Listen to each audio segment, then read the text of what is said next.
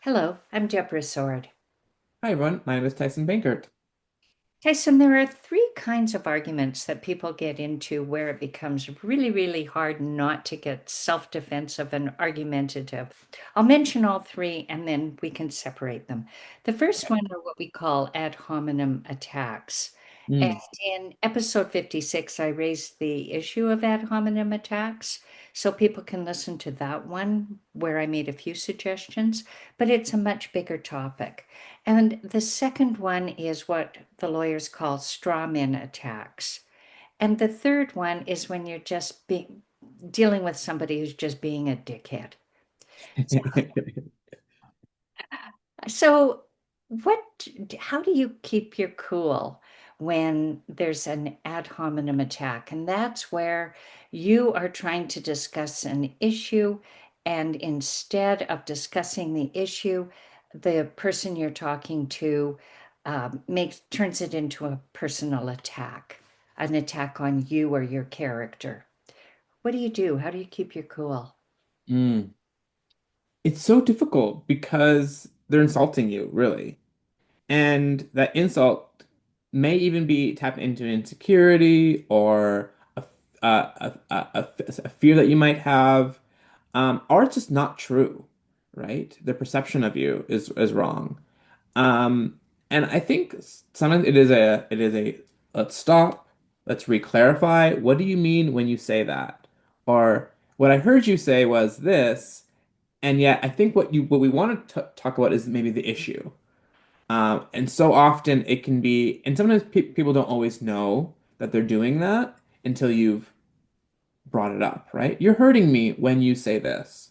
And so oftentimes that can be a really important piece to know, to get that sense for yourself. Oh, this is happening right now, and they're starting to insult me. But I'm curious though, Deborah, how how do we redirect back to like what the But actual issue is? so we talk often about good questions. So what might be a good question to get back on track? So I might say something like, does attacking me personally rather than addressing my point mean that you don't have any reasons for disagreeing with the point I made? And you could shorten that or say it in your own words. Or I might say, if you have a reason for disagreeing with the point I made, I'm much more interested in your reason than I am in your attack on me. Or maybe, why is attacking me your substitute for an argument against the point I made? So I would put it back at them. Uh, Arguing with them about the attack on you is feeding their uh, attack. Mm, It's you're buying into their distraction from the point into you defending yourself. No, I'm not like that. Right mm, away, you're talking about how you are rather than the issue. So the ad hominem attack is uh, a substitute for the argument. And you can say, are you uncomfortable addressing the point I made? Because you're turning this into an attack on me. Um, Tell me about your reason for that. That leads us to the straw man problem. mhm. So we see this with politicians a lot. Yeah. They will uh, say, my opponent says, and then they will set up this straw man, which is probably not what the opponent said at all. And after they build a straw man, then they light it on fire to show what a weak argument it is. And if someone quotes back to you what you apparently said and they quote you wrong, then it turns into an argument of whether or not you said that. What do you do then? Well, it kind of reminds me actually of an argument that I often hear around climate regulations, where well, we want to reduce our carbon footprint, and then that response might be, oh, so you want to shut down everything? Oh, you don't think that we have, right? And it's that all or nothing kind of excuse, and it really exaggerates the impact of that original argument.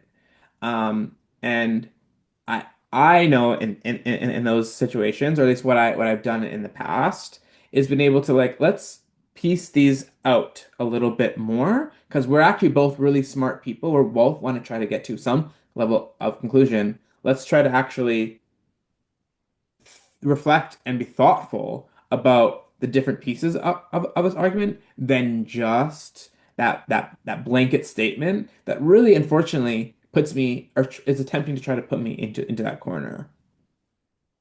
Yeah. And I try to model conflict competency when somebody comes at me and has made a straw person out of what I actually said. So, first of all, I take 3 steps. Mm, Is the physical. So I arrange my expression to curiosity. So I acknowledge that I'm feeling self-defensive and misunderstood and misquoted. So I try to look curious. I relax my posture to show openness, nod my head to show appreciation for what they've said, and try to look non-threatening, non-defensive. Then mentally, I check in because thoughts are not reality. They may have actually heard me say what they thought they said, or they were so busy framing what they were going to say back that they weren't listening to what I mm, said. Or what I said so disagrees with what they believe that they couldn't hear it well. So I go through that mental exercise. My thoughts are not reality. And then the verbal, I ask a question. So a question might be, okay, let's go back to what you think you heard me say. mhm, Because I'll give you that maybe I didn't say it as well as I could have. So why don't we go back to that instead of getting distracted into you disagreeing with something that I agree with you and not with what you said I said. mhm. Well, everything that you have mentioned, I think, is so often back to that competency starts with us and our response to those types of arguments and and those fallacies that people bring forward. And I think ultimately what we're asking is for the people that we're in conflict with to also mirror that, right? To mirror the kind of responsible conflict competency skills. But there's one other one that sometimes can be really hard, and you mentioned it off the top. The third one, I think you said dickhead was what word you used. Yes, when you're just dealing with a jerk. Because oftentimes people who have arguments, who insult you, who use those strongman arguments, are intentionally trying to be a jerk. Are they have a plan or strategy that you want to argue against, and the response is, well, you don't understand or you don't get it. Or for example, oh, you only have your degree, right? What do you know about this? Or you drive a car and you also care about climate change, right? And so what kind of tree hugger are you then, right? And sometimes those are intentional, right? That those are to not just trap, but also that is the perception of you. And so I'm wondering, how do we deal with those types of folks? How do you deal with a jerk? What is the conflict competency for jerkdom? Try a sense of humor. Okay. This works for me. And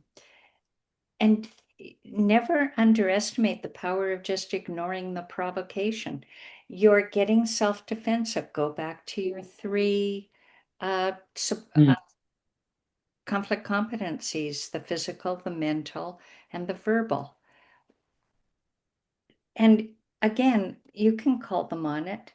Uh, wow, You should. that's quite a strident thing to say, or what is the point you're actually trying to make? Because I seem to be missing it.